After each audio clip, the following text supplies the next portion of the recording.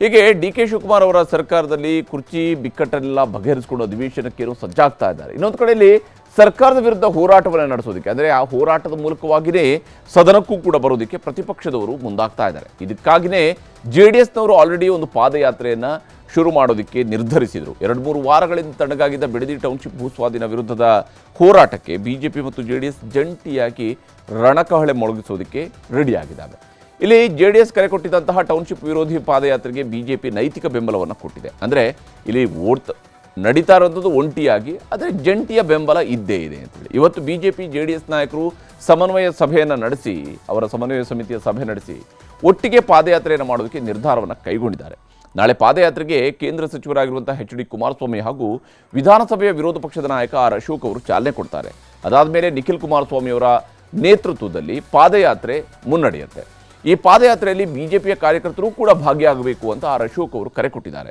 ಬರೀ ಪಾದಯಾತ್ರೆಯಲ್ಲಿ ಅಷ್ಟೇ ಅಲ್ಲ, ವಿಧಾನಮಂಡಲದ ಅಧಿವೇಶನದಲ್ಲೂ ಕೂಡ ಜಂಟಿಯಾಗಿ ಸರ್ಕಾರದ ವಿರುದ್ಧ ಹೋರಾಟವನ್ನು ನಡೆಸೋದಕ್ಕೆ ದೋಸ್ತಿ ನಾಯಕರು ತೀರ್ಮಾನವನ್ನು ಕೈಗೊಂಡಿದ್ದಾರೆ. JDS ಪಾದಯಾತ್ರೆಗೆ ಬಿಜೆಪಿ ಬೆಂಬಲ. ಇವತ್ತಿನ ಸಭೆಯಲ್ಲಿ ಪ್ರಮುಖವಾಗಿ ಚರ್ಚೆ ಮಾಡಿರ್ತಕ್ಕಂಥದ್ದು ನಾಳೆ ನಡೀತಾ ಇರತಕ್ಕಂಥ ಪಾದಯಾತ್ರೆ ಏನಿದೆ, JDS ಪಕ್ಷದ ವತಿಯಿಂದ ಮಾಡ್ತಾ ಇರತಕ್ಕಂಥದ್ದು, ಅದರಲ್ಲಿ ಬಿಜೆಪಿಯ ನಾಯಕರುಗಳು ಸಹ ಸಾಂಕೇತಿಕವಾಗಿ ಆ ಸಭೆಯಲ್ಲಿ ಭಾಗವಹಿಸ್ತಕ್ಕಂಥ ಒಂದು ನಿರ್ಧಾರ ಎರಡು ಪಕ್ಷಗಳು ಸೇರಿ ಮಾಡಿದ್ದೇವೆ. ಪಾದಯಾತ್ರೆಯಲ್ಲಿ ಅಶೋಕ್ ಅವರು ನಾನು ಸಾಂಕೇತಿಕವಾಗಿ ನಾನು ನಾಳೆ ಪಾದಯಾತ್ರೆಯಲ್ಲಿ ಭಾಗವಹಿಸ್ತೀವಿ.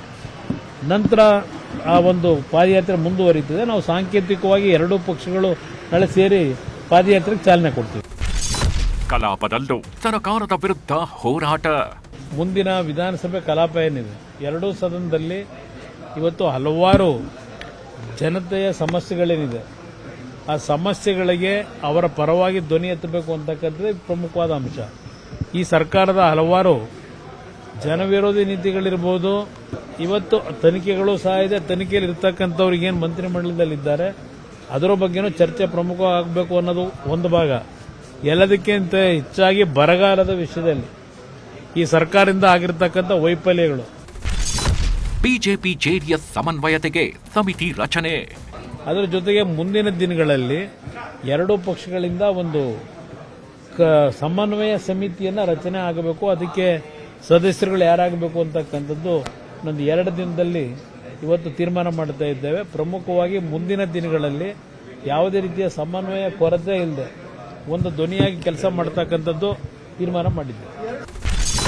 JDS ಬಿಜೆಪಿ ಇನ್ನು ಮುಂದೆ ಒಟ್ಟಾಗಿ ಹೋರಾಡ್ತೀವಿ. ಮುಂದೆ ಕರ್ನಾಟಕದಲ್ಲಿ ನಡೆಯುವಂಥ ಪ್ರಮುಖವಾದಂಥ ಹೋರಾಟಗಳಿಗೆ ಒಟ್ಟೊಟ್ಟಿಗೆ ನಾವು ಕೆಲಸ ಮಾಡಬೇಕು ಅನ್ನೋ ತೀರ್ಮಾನವನ್ನು ಕೂಡ ಮಾಡಿದ್ದೀರಿ. ನಾನು ಮೊನ್ನೆನೂ ಕೂಡ ನಮ್ಮ ಕೇಂದ್ರ ನಾಯಕರನ್ನ ಭೇಟಿ ಮಾಡಿದ್ದೀನಿ. ಆದಷ್ಟು ಶೀಘ್ರವಾಗಿ ಇನ್ನೊಂದು 2-3 ದಿನದೊಳಗಡೆ ಒಂದು ಸಮನ್ವಯ ಸಮಿತಿ ಸುಮಾರು 5 ಜನ, ಎರಡೂ ಕಡೆಯಿಂದ 5 ಜನ ತೀರ್ಮಾನ ಮಾಡುವಂಥ ಒಂದು, ಅದರಲ್ಲಿ ಕೇಂದ್ರದ ಸಚಿವರು ಕೂಡ ಇರ್ತಾರೆ. ಚುನಾವಣೆ ವರ್ಷ, ಚುನಾವಣೆ ಹತ್ರ ಬರ್ತಾ ಇದೆ. ಆದ್ದರಿಂದ ಎಲ್ಲ ದೃಷ್ಟಿಯಿಂದನೂ ಒಟ್ಟಿಗೆ ಹೋಗುವಂಥದ್ದಕ್ಕೆ ಇವತ್ತು ಕುಮಾರಸ್ವಾಮಿಯವರು, ನಾವು ಎಲ್ಲರೂ ಕೂಡ ತೀರ್ಮಾನವನ್ನು ಮಾಡಿದಿರಿ.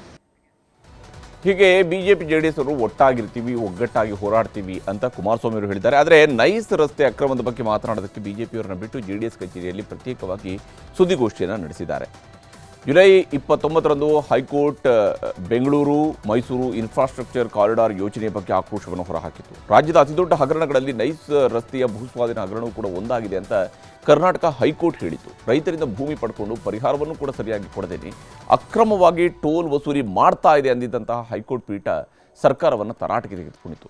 ಇವತ್ತು ಹೈಕೋರ್ಟ್ ಹೇಳಿರ್ತಕ್ಕಂತಹ ಅಂಶಗಳನ್ನು ಮುಂದಿಟ್ಟುಕೊಂಡು ನೈಸ್ ಯೋಜನೆಯನ್ನು ರಾಜ್ಯ ಸರ್ಕಾರ ಸ್ವಾಧೀನಪಡಿಸಿಕೊಳ್ಬೇಕು, ತಕ್ಷಣವೇ ಟೋಲ್ ಸಂಗ್ರಹವನ್ನು ನಿಲ್ಲಿಸಬೇಕು ಅಂತ ಕೇಂದ್ರ ಸಚಿವ HD ಕುಮಾರಸ್ವಾಮಿ ಅವರು ಒತ್ತಾಯಿಸಿದ್ದಾರೆ. ಇವತ್ತು ಯಾವೊಂದು ಡಿವಿಷನಲ್ ಬೆಂಚ್ನಲ್ಲಿ ತೀರ್ಪು ಕೊಟ್ಟಿದ್ದಾರೆ, ಈ ಸರ್ಕಾರಕ್ಕೆ ಒಂದು ಗಡುವು ಕೊಡ್ತಾ ಇದ್ದೇವೆ. ತಕ್ಷಣ ಈ ಒಂದು ವಿಷಯದಲ್ಲಿ ಇವತ್ತು ಆಗಲೇ ಬೆಂಗಳೂರು ಮೈಸೂರು ರಸ್ತೆ ಆಗೋಗಿದೆ. ಈಗ ನಿಮ್ಮ ನೈಸ್ನ ಅವಶ್ಯಕತೆ ಇಲ್ಲ. ಈಗ ಮೊದಲು ಈ ಸರ್ಕಾರ ಯಾವಾಗ ಸಾರ್ವಜನಿಕರಿಂದ ಟೋಲ್ನ ದರೋಡೆ ಮಾಡ್ತಾ ಇದ್ದಾರೆ ಅದನ್ನು ನಿಲ್ಲಿಸ್ತಕ್ಕಂಥದ್ದಕ್ಕೆ ತೀರ್ಮಾನ ತೆಗೆದುಕೊಂಡಿರಿ. ಒಂದು ವಾರ 10 ದಿವಸದ ಗಡುವು ಕೊಡ್ತೀವಿ.